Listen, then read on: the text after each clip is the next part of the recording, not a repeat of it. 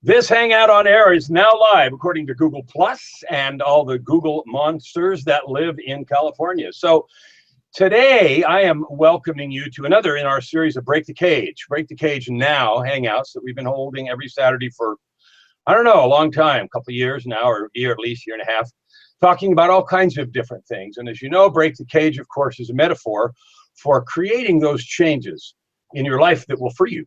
Breaking the chains, the thoughts, the patterns, the habits that have kept you perhaps not doing the things that you want to do, the things you perhaps see as limiting you in some way. There's always the undercurrent of things that says we are really exactly where we want to be. And that's true, but sometimes that feels like a cage. And so our series over the last year and continuing on as long as we do this is to break out of that, to learn to change things. Change, achieve, grow, and enjoy is what CAGE stands for. Change, achieve, grow, and enjoy. I'm excited. Today we're starting a new series. Just the last 3 weeks, we completed a series on integrity. And we talked about that with Dr. Emmanuel St. Victor, who's our psychiatrist who lives in Atlanta. And we talked about what that does. We actually talked about some of the neuroscience in the brain when you live a lie and you live as a liar versus telling the truth and being a person of both not only your word, but that also does and creates those things that you imply or that you give off that you're going to do. Because ultimately that's really what we are. It's a combination of words and what we purport to be and do. So today we're starting a new 6-part series. I am really excited with the guest. Today it's a 6-part series on language. Now you might think, language? What are we going to do, talk French? No, we're going to explore how both misunderstood and how powerful language is in creating the future that we want. I'm really excited for the guest that I have, who's a friend of mine and also a great coach who works helping people in much the same way I do, different tools, methods, but create the life that you want, that they want, and is very successful at it. I've known Ephraim Olschewski for quite some time. I like him a lot, and he's invited me to be part of his events, and I'm inviting him now to be part of mine. And so welcome to the show, Ephraim. Thank you. If I am sitting here and not saying anything when you're talking to me, it's cut in and out just a little bit. So as you know, I'm in the hotel, so we'll see how this goes. So thank you. I'm excited to be here.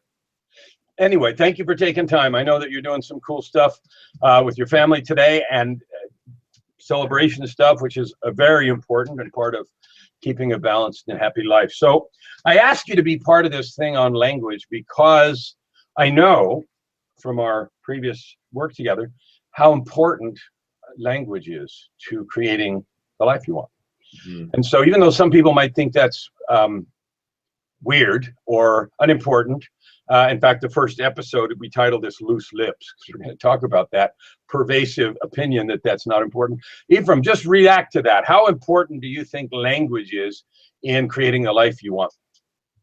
The thing I think about immediately, Kellen, is there's a quote from Max Weber, and he says that on 9 out of 10 cases, I deal with windbags who don't realize what they take upon them. And that's probably, so tying back into integrity and what you said, there's a lot of people who are smooth talkers, and they can say all the right things at the right time. And so without the foundation of integrity, what you say won't really matter. And I'll also say that I'll probably say things today there'll be a paradox. So that, it's not so much about what you say, but how you say it. And also what you say is important. And so I think that most people just don't really get the impact. And we could probably include ourselves in that, whatever we do get about it. But most people just probably don't really get the impact of what they're saying and the impact that it has. Perfect. Thank you. So the 3 points I wrote down that I wanted to do today in our title, Loose Lips, and the loose lips was just like the windbags that don't realize what they're taking on themselves. We speak with loose lips. We don't constrain, we don't refrain, we don't even think about, we just often blather. And it's vacillates between the meaningless because there's no intent behind it, to the onerous, because we've said things that actually other people depend on and it affects things. And we haven't even paid attention to anything. So we wander back and forth between meaningless and onerous, and we're oblivious. So we live in oblivious, and the effect of our words wanders between meaningless and onerous. So the 3 points of the 3 loose lips is: do you speak without thinking, why it matters, and learn how it affects you and others. So let's talk about speaking without thinking. Speaking without thinking, what does that mean? Ephraim, reflect on speaking without thinking. Right. There's, yeah, it's really just, there's this sort of, I would think, first of all, I would think about what's thinking, and then I would distinguish thoughts from thinking. And most of us, we have thoughts, and it's kind of like the ticker, the stock ticker, and the thoughts are just coming by. And for the most part, we're identified with them like they're my thoughts. And that's really not the case. And then, thinking is, I'm actually like taking intellectual effort and thinking, and really being aware of, and to some extent, I can only be so aware of what's the impact of what I'm saying. Me, when I think about thinking without speaking, it's like, or thinking before I speak would be like, what's the impact that what I'm saying, what's the impact that's going to have? Well, that's really important, because the first thing you talked about, or one of the first things, was there's smooth talkers who say whatever. And the implication of that is that they say whatever's handy, or whatever will get them whatever they think they want at the moment. I want to end this conversation, so I'll make whatever promises I need. I want to impress someone, so I'll blather some crap. It doesn't matter if it's true or not. I want to get out of a situation, so I'll, make some up excuses that can't be proved, can't be researched, and therefore the subject has to drop. All without reference to fact, future, or truth, simply as a tool to control a conversation. And that's what I think of when I think of smooth talkers. So when you talk about thinking right now, you said taking the intellectual effort to assess at least some of the population of the ticker tape parade that goes by the thoughts, which come from, stimulus, last night's dinner conversation, just all over the place. All this crap floats around in our mind. And when we think, we take an intention or effort to organize and to some extent linearize, but to organize and sort of make sense out of some of that ticker tape parade, and then apply that to potential outcomes before we speak. So what happens to a person who continually speaks without thinking, doesn't take that effort, and all they do is say things? Well, I can speak directly from my experience in that. So I'll tell you, I can't say this is the definitive guide to what happens, but certainly I can speak out of my experience from the past, is that life's really hard. It's like it really becomes a challenge. And the real impact it has on a person is that the people around them never really know what they can count on from them. Or if they do know what they can count on, we all know that person who, when they say they're going to be there at a certain time, like you'll know they won't be there at that time. And so that's kind of, there's an impact it has on everybody. And so, if for example, if you and I had the kind of relationship, like, I said, hey, I'm going to be on the Hangout at 9, and you just knew you couldn't count on me, which of course, like, you can count on me to be there at 9, right? And Yeah. so it's like, but if I'm here at 9:15, and if that happened over and over and over again, pretty soon you just wouldn't invite me to do Hangouts, or you wouldn't invite me to do anything, go to lunch or breakfast or anything. I think that what it really results in is that it's a hard life. It really is. So you've said two things that I want to make sure that everybody listening pays attention to. You think when you say whatever's convenient to take control of or get out of a situation that you've somehow mastered something. And what Ephraim said, I totally agree with. It makes life hard, not easy. Because the accumulation of your escape routes that you stack one on top of the other by simply saying whatever's convenient makes you a mess. It makes you undependable, undesirable, and maybe good for a laugh, but not much else. And so Ephraim said it nicely, and I'm going to say a little bit more bluntly, you become a useless decoration. When you don't say things or think about it or say what you mean and mean what you say, you're a decoration. Maybe you show up, maybe you participate, maybe you don't, maybe you're something, maybe whatever. And so at best, you're an interesting decoration, and at worst, a detriment.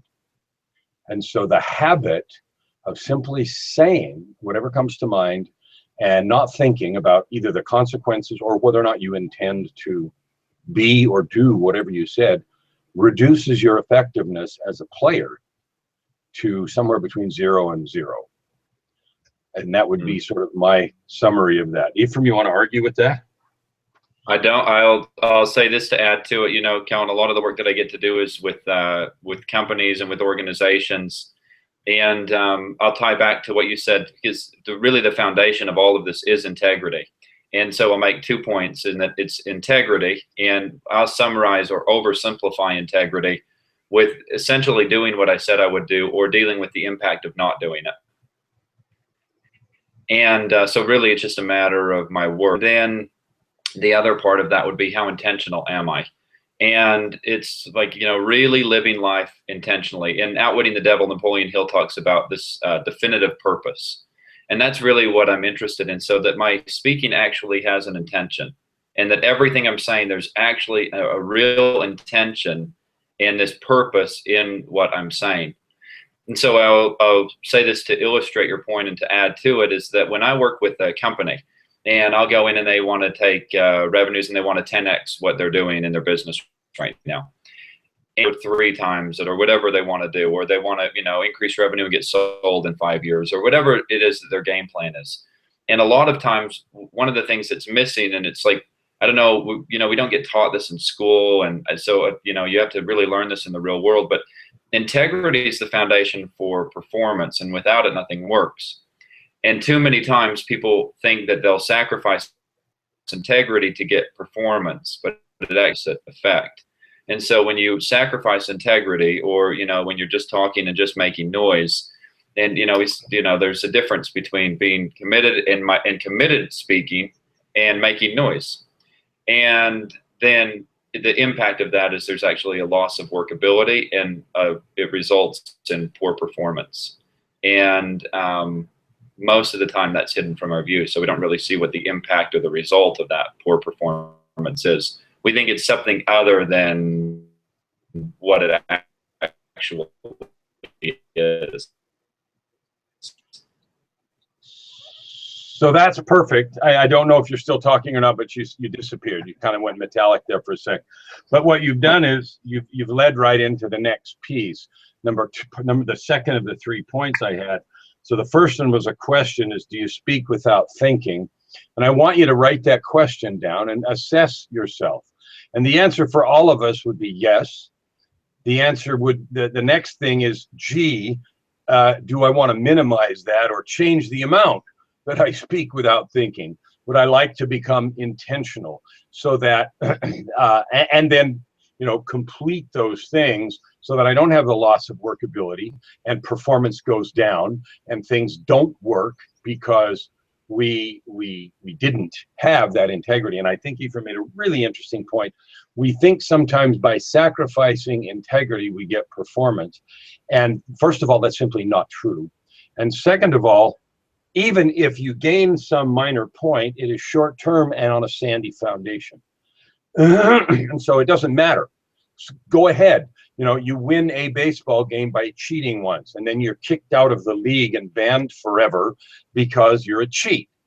And so, you know, weigh it. So this goes right into point number 2, which is, why does it matter?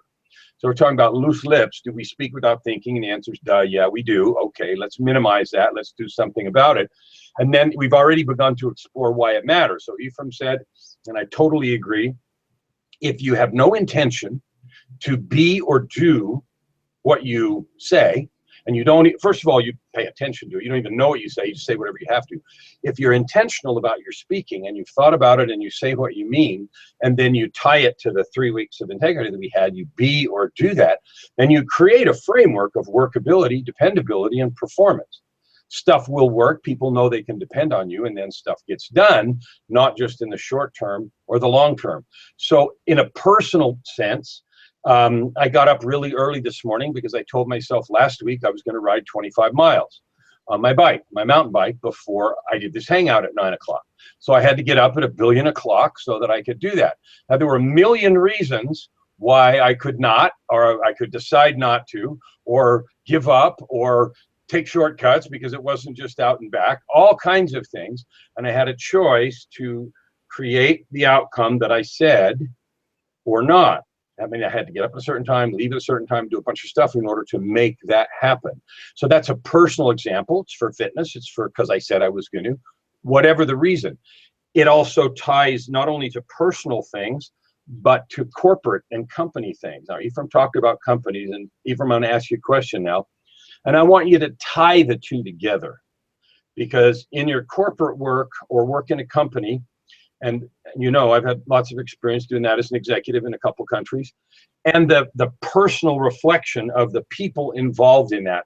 How tied is that thread of integrity and paying attention, intentionally speaking, between your personal behaviors and habits and the company behaviors and habits? Yeah, the company's made up of people. So great question, right? So what makes up a company? And it's made up of people. And as you were sharing, the thing that just kept standing out to me is the impact on a person. You know, you asked that question. You know, I'm gonna revisit that. The impact on a person when, you know, people talk about they want self-confidence and all this other nonsense. And I'm saying that's really not what you want. Because what happens is when a person knows that they can't count on themselves, or that their own word isn't worth anything to them, there's actually a real loss in the sense of, and then we try to cover that up with something that we call confidence or something like that. And you really don't need that. All you need to do is just do what you said you'd do, or deal with the impact of not having done it. And I really want to stress that, because I hear people talking about just do what you said you'd do. And it's a nice idea. And if you're playing a big game, then that's not going to always do. And so you have to deal with the impact of not having done what you said you'd do. And so give an example. I want you to give an example of that, because saying deal with the impact of not, you're right. People don't think about it. And they say, do what you say you're going to do, and they stop. And that's never perfect. Just like the answer to the question, do you speak without thinking? Of course we do. We all have loose lips sometimes. Okay, so talk a little bit about dealing with the impact on a personal basis, in a relationship, small one, or on a larger basis, about what that looks like. So one of the things I get to that I'll point out, one of the things that I give is I get to work with a group of kids, counselors, and every summer there's a couple hundred kids, and they come for 3 days, and I get to work this weekend. Work counselors, and I had a so there was one of the trainings I was doing with them. One of the things that really stands out to me is I was working with this. She was probably I don't know, 20 or something, and I was giving, you know, she was telling me about this time when, like, she had been someone had been late for a lunch by like 15 minutes. We were talking about this isn't like a personal thing, you know, like people don't do what they say they're going to do. Sometimes that happens, and it's not a personal thing. And the way that I dealt with it was I was that person that was 20 minutes late. And she said to me, you know, you're 20 minutes late. And I said, yeah, I am. And I also want to point out, like, we don't really do that with each other. You know, we kind of have this unspoken agreement. If you don't call me on my stuff, then I won't call you on your stuff. And she says, so, you know, you're 20 minutes late. And I said, yeah, I am. And I want you to know that's not okay with me. And what you can count on is I'll be here when I say I'm going to be here. And next time when I have an appointment with you, I'll set my alarm for 30 minutes before, because it takes me 20 minutes to drive here. And that'll give me enough time to get here and be here early. And she said, yeah, but, you know, I just think like you're a jerk for being, you know, for coming here late and making me wait 20 minutes. I think I am a jerk. That was a pretty jerky thing to do, to be 20 minutes late and not communicate with you at all about it. So I think you're right. And I want you to know that that won't happen again. And there was this moment when I was, and that's the very summarized version of it in the interest of time, but there was this moment like it was really moving, and we were both moved. And it was like you could really see what it was like to really deal with the impact of something. And there was nothing to defend. There was just, yeah, I get it. I think you're right, actually. And so that really dealt with it. And what I mean by dealing with it is that it's not in the way anymore. Now, if her and I were to go to lunch, she'd know she could count on me to be there when I said, and in the back of her mind, she isn't going to be thinking, is he going to be late again? And that's the thing that gets in the way of being with each other. You know, we have this thing going on in the back of our mind, and we're not really sure what we can count on from other people. And so when I say dealing with it, I mean dealing with anything that might get in the way. Like here in the back of my mind, I'm thinking, are they going to be there when they said they're going to be there? And resolved. It's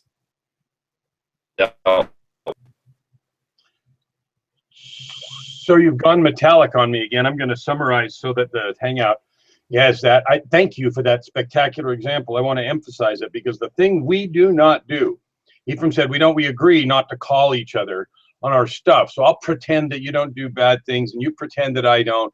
And we'll all just say, well, come on, things happen, stuff happens and we're late. Stuff happens and I change my mind. Well, let's take that to a bigger thing. Well, you know, I said I was going to do a business deal with you, but I got a better offer. Oh, I said I was going to make a payment, but, you know, something got in the way and I decided to go party. Something got, you know, and we just expect other people to realize, well, of course it was a better offer. So I don't mind that you screwed me over and did that. And then of course that is in the way of future relationships. It's somewhere between the back of the mind and right between the eyes, depending on the size and the impact of the inconvenience and inconsistency between what we said and did. And we almost always treat each other like, you can depend on what I say, unless a better offer comes along.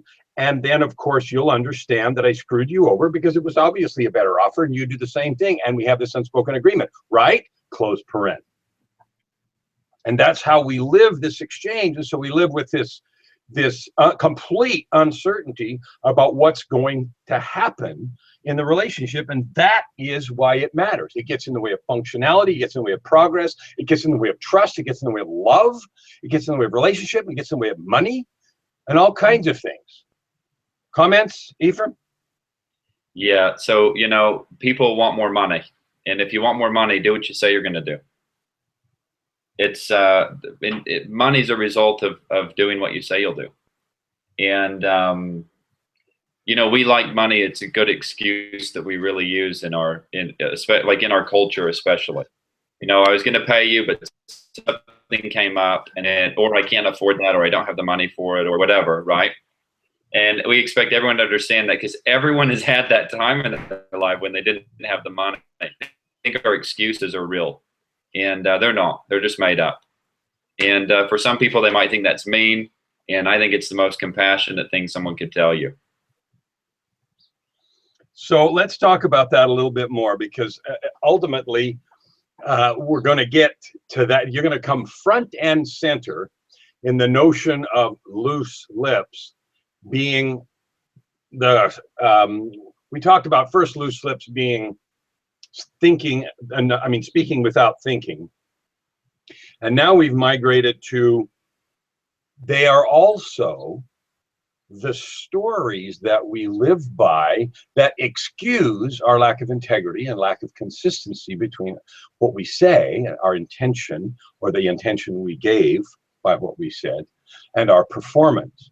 And money is one of the most prevalent, because we all have had the time. Many times we said, I can't afford, I don't have, I can't. And we have then not paid someone who was expecting to be paid because of that. And we simply expect them to understand because they've been through that too. Well, I just don't have the money. And then the conversation ends. And our expectation is they get that, so there will be no further repercussions. But there are, and they're real. And if you think about it in a commercial sense, it's like your credit score goes down and next time people don't lend. Your integrity score, your value score, your production of useful output goes down, even if it doesn't get reflected in your FICO score. And that's the reason what Ephraim said is true, which is if you want money, do what you say you're going to do, because the more dependable you are about everything you say, the more your credit score in the universe goes up, and the more the important things gravitate to you because you are a solid doer of those things which fall out of your face, out of your lips, and out of your mouth, and the intentions. And I call it the sort of impression you give. And I always focus on that too, because it isn't just the language, the way we act and the body language and the energy we give off. We do it on purpose, and we all know we do it to create a certain impression.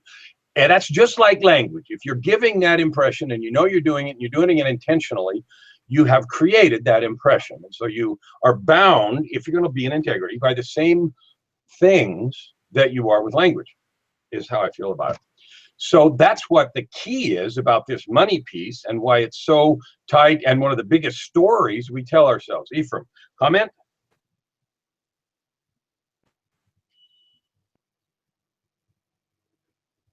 I'm not hearing you, buddy.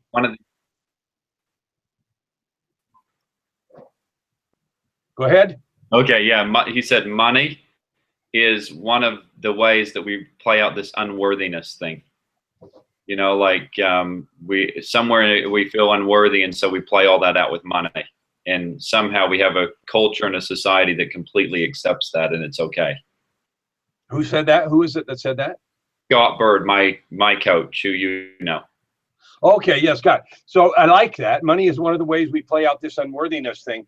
And so here's one of the things that I know, you know, as a coach, and I know as a coach, every single person plays with the unworthiness game.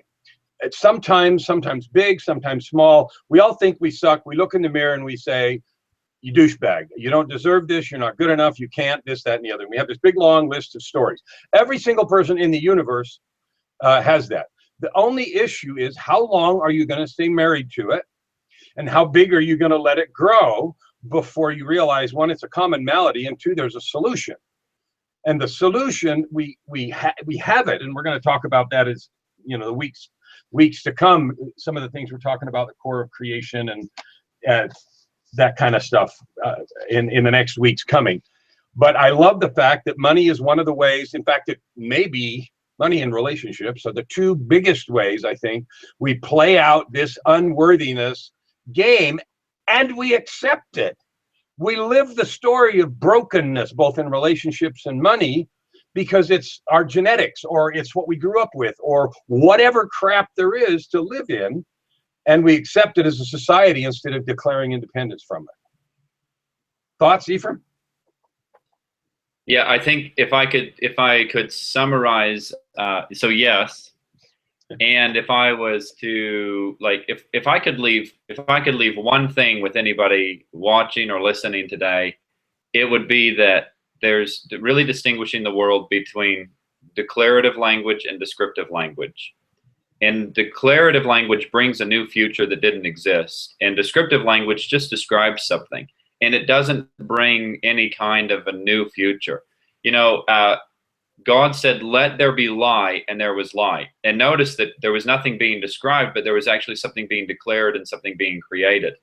And so even for a person to say, I don't have the money, or I can't afford that, it makes no difference. It just perpetuates the thing that we already don't want, and we just get more of it. And so rather than what you don't have or what you don't want, actually a conversation about what you're committed to. And it creates a whole new future for a person. I love that. Thank you. Thank you for bringing that declarative versus descriptive language distinction. And I want everyone to write that down and practice today. Listen to the loose lips. And are you using descriptive language? This is often victim language, which is outside focus language. It's something that somebody else somewhere else is responsible, versus declarative, which is accompanied by the energy of painting the picture of the new future. We're out of time, and I want to thank everybody for coming and being part of this today. I want to thank Ephraim for taking time from his deserved vacation and fun stuff that he's doing today, this weekend. And I'm grateful that he has agreed to be our guest for the next 6 weeks. So today and 5 more, we're going to talk about language. And next time, we're going to talk about the core of creation. We're going to talk about language as the core of creation. And we're going to talk a lot more about this declarative language piece that Ephraim brought up at the end. It's a perfect segue into our next week's topics and so forth. If you want to make a change in your life today, pay attention to your language. Pay attention to your language. Listen to what you're saying. Be intentional. Be in integrity and declare yourself the future. If you'd like to learn more or talk to me personally about this, breakthecagenow.com, www.breakthecagenow.com. The URL on the screen is a way to do that. I'd love to hear from you if that's something that you want to do and if there's some way I can be of assistance in your creating the new future. Again, Ephraim, thank you for taking time and joining us today. Thank you, Calvin. It's been amazing. I'm looking forward to the next 5 weeks. Perfect. Well, have fun. And everybody, thank you for watching, and we'll see you in 7 days.